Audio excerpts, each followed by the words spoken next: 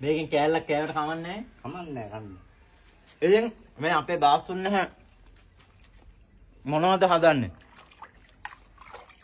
මේ ලාවුළු ඩිහයිඩ්‍රේට් කරලා පිටි වෙනුවට අනාගතේ තියාගන්න හදන්නේ. හැබැයි ඇට ටික ඇට මේ පැල කරන්න තියාගන්න. ඉතින් ඕගොල්ලන්ට නොමිලේ සල්ලි ඕනේ ලාවුළු පැලයක් එහෙම ගන්න ඕන අපේ ඔෆිස් එකට ඇවිල්ලා ඉල්ලගෙන යන්න. ඉතින් මේ තියෙන්නේ ඒකේ ඉවතරන පොතු ටික.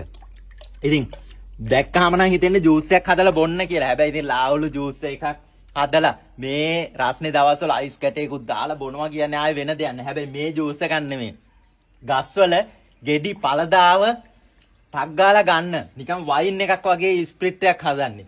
ඉතින් මේ ලාවුළු පොතු ටික අරන් වතුරේ දාලා මේක පල් වෙන්න තියෙනවා. ඉතින් මේකට සීනි ටිකක් දාලා ඒ එන ස්ප්‍රිට් එකෙන් ගන්න දේ අපි බින්දු බින්දු වෙන භාජනයකට අරන් ඒක ඇවිල්ලා ස්ප්‍රේ කරනවා ගස්වලට. බලා ඉන්නේද්දි මල් එන්නේ. මල් හැලෙන ගස්වල ගෙඩි පූදින්නත් මේක හොඳයි. ඉතින් මේක හදන වීඩියෝ එකක් අවශ්‍ය නම් කමෙන්ට් එකක් දාන්න.